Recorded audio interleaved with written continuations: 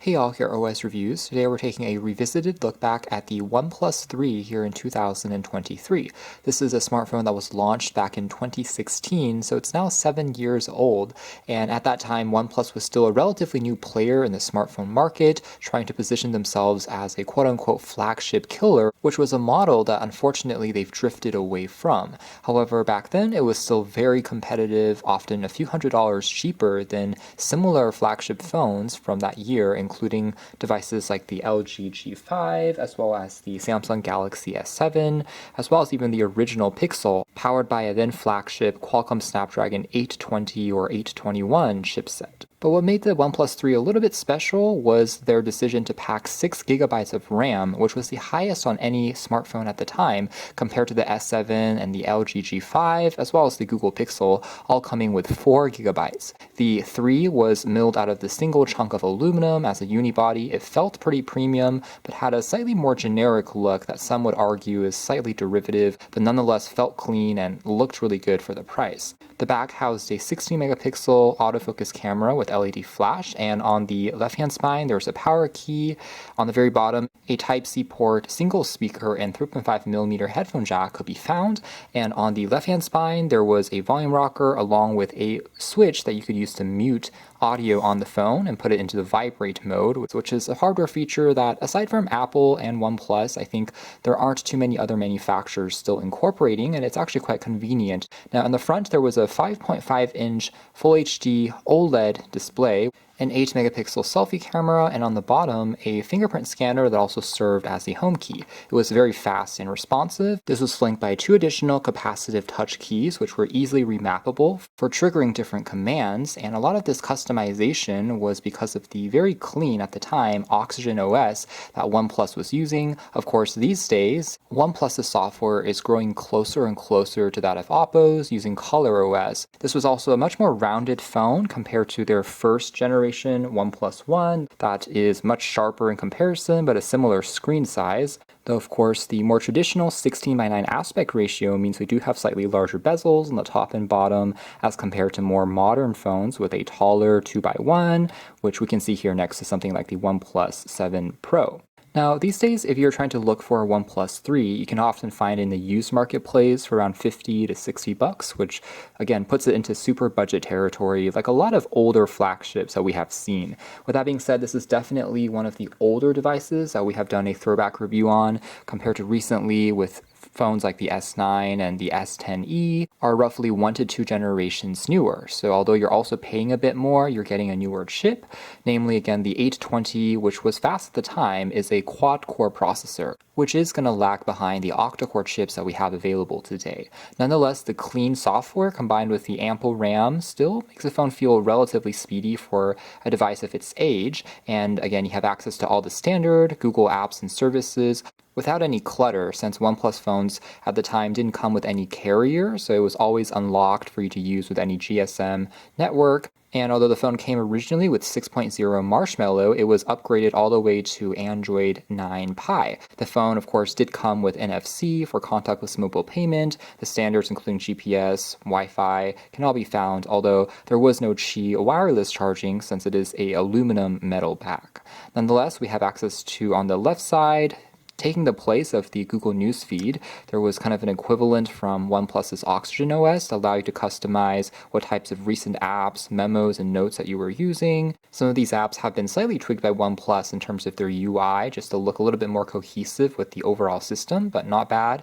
For example, there's also their weather app built on in addition to their notes app, which are pretty handy to have at a quick glance, in addition to a audio recorder for voice memos and notes.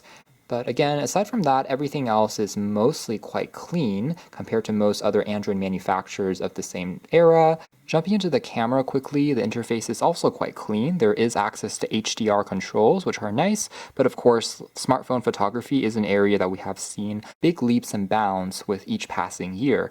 And again, this is just a single lens shooter, so you won't find quite as many tricks, including ultra-wide angle, bokeh, macro, or telezoom, although you did have access to pro controls for tweaking things such as ISO, exposure, white balance yourself, and also a pretty handy histogram view as well. Video could also be shot up to 4K 30 FPS, which was quite advanced for the time. What was missing, however, would be more advanced computational photography tricks like night vision processing, although the community support for OnePlus is quite large, and so you could always find additional ROMs like Gcam if you wanted to borrow some of those features from Pixel devices and port them over yourself.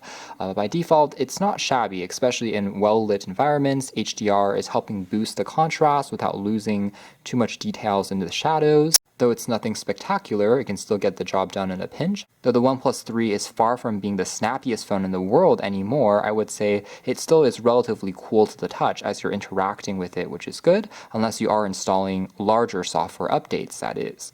And talking about battery life, this thing came with a 3000 milliamp hour capacity cell, which, since the phone's display again isn't 2K resolution or anything too crazy high, it still mostly keeps up with about 1 day's usage. That theme mostly permeates into the other elements of the phone, such as when you're doing a little bit of web browsing, it still mostly keeps up, as you can see here, even though loading times will still be a touch slower than on newer devices with some occasional moments of hesitation here and there. But still usable, screen is large enough, comfortable enough, with those inky blacks thanks to the OLED nature that it makes content in general still enjoyable enough, even though it's no longer buttery smooth in all forms of interaction. But this is a pretty complex web page, lots of videos and ads, and gives you a rough idea of how it will handle itself. For a 7-year-old phone at least, I think it's respectable, and the 6GB of RAM is definitely helping in some form. Here's a quick demo of what it's like watching back a YouTube video on this phone, what the speakers sound like.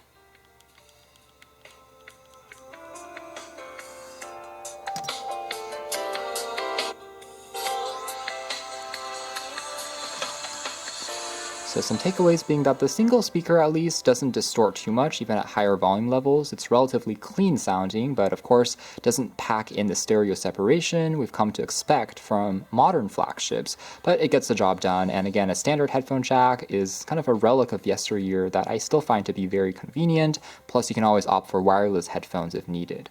The takeaway is watching back videos is still not shabby at all on this phone. It still loads in a reasonable amount of time, though the device does get a little bit warmer as you're streaming for longer stretches. Not bad, but just something to keep in mind as a lot of these apps become more and more power demanding. And since it does have Android 9 support, you can see that it does support picture-in-picture, including multitasking, floating windows if you're doing something like web browsing while watching a video. That can still be mostly handled all right. As for additional settings, even the screen calibration, you could tweak to a custom mode, making it colder or warmer based on your preferences, a detail that many manufacturers, especially at the time, simply didn't offer. You could also install 2 instances of the same app if you have 2 different accounts, maybe for school and for work, as well as even encrypt certain apps and hide it from view. One spec that is starting to age a little bit would be the 64GB of built-in storage. I wouldn't say it's necessarily bad, but by the time the operating system is installed, you have around 55 gigs left for apps, content, and media, which is a bit less compared to a lot of newer phones that may start at, say, 128, as file sizes and apps in general start to balloon.